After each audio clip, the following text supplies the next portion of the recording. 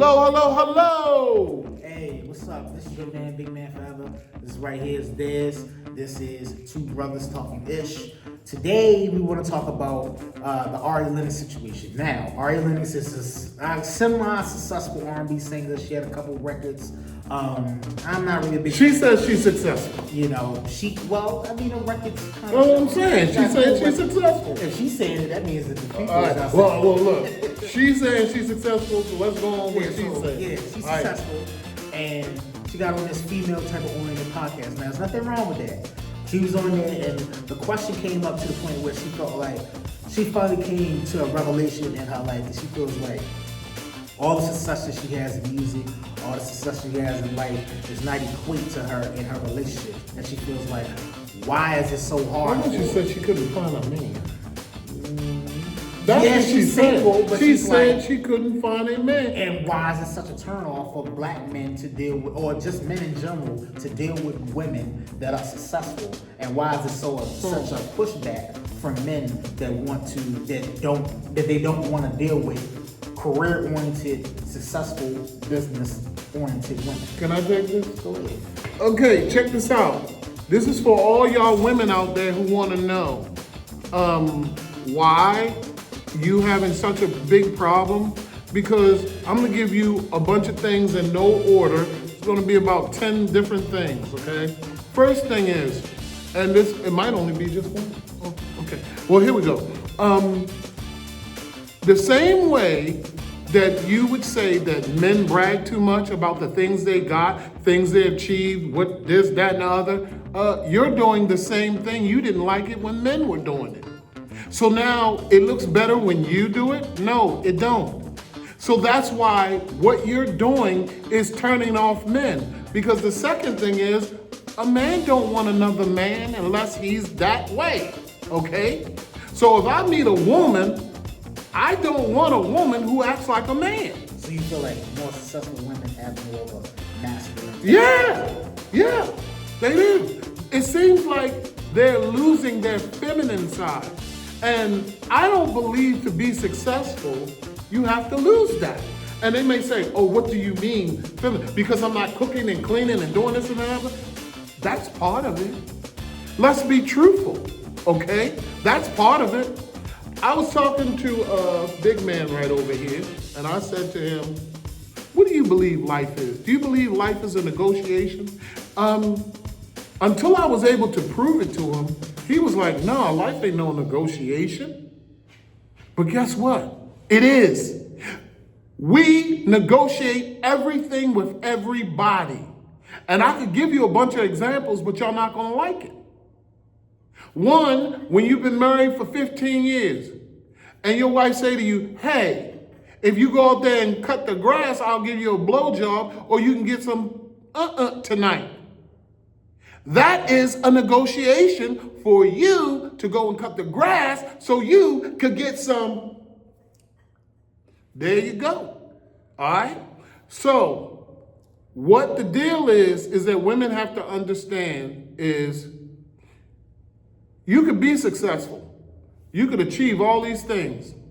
But now you feel how the men feel when they've been successful and they achieved all those things.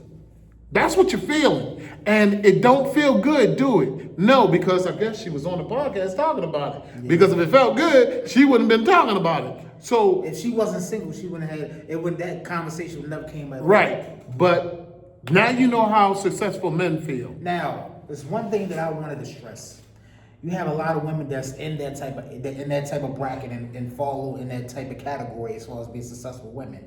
And they feel like their favorite line is, oh, hey, Dad, you gotta match what I got. If I got the house, the car, the nice flashy car, or, 6 figures in the bank, be able to take off on vacations for 3 weeks, a month and a half or so, you gotta match me, or this ain't no reason to talk. Can I speak on this? Go ahead. Okay. You wanna hear something strange? Because I know I've done this myself, and I'm sure a big man has done it, because most dudes do. 9 or 8 out of 10 men will do this thing. We will take a poor woman, we could have billions, and we will take a poor woman, Can y'all tell me why successful women don't want poor men? Huh? What? What? I don't hear nobody talking. Can y'all tell us in the comments why broke women will be taken by successful men, but broke men are not taken by at the same rate? That's what I'm talking about. Not saying it don't happen ever, because there might be somebody who slipped through the cracks and a woman picked him up when he was broke. And when I say broke, had nothing. I have met way too many girls who didn't have anything.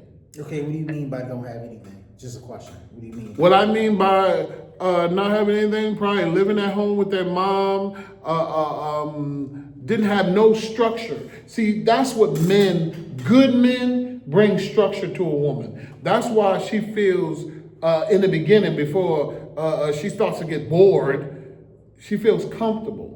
Because a good man helps bring structure. Structure is very important to a woman. And it's important to a man, to be honest with you, because men need to be able to relax.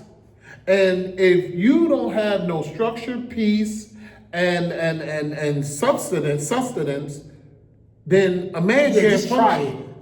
Just live life without any substance or any structure and stuff like that. Yeah. You're gonna start seeing everything going out of whack. Everything falls out of whack. I'm gonna tell y'all ladies, in case y'all don't know, and I've said this before on different podcasts, that this is the way it is for men.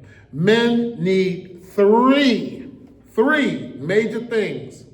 That's basically what they need. And we want y'all out there to tell us, are we wrong or right? Men need these three things: peace of mind, food, and y'all know what that means, but we ain't gonna get into that because we're trying to get monetized, and this brother's gonna mess up the bag for all of us. So you know what I mean. Said punani. Oh, oops, my bad. I thought he was gonna say the other. How is that punani? I had to shut it down real quick. Or how sometimes you would hear people say pupunani. Those are the three things. There you go. Those are the three things that men need. That's it. Now, ladies, tell us what you need. Because I promise you, it is not three things. My name is Big Man Forever. I'm Des. This is Two Brothers Talking Ish. And each one teach one. That's the only way we're going to get better. Again.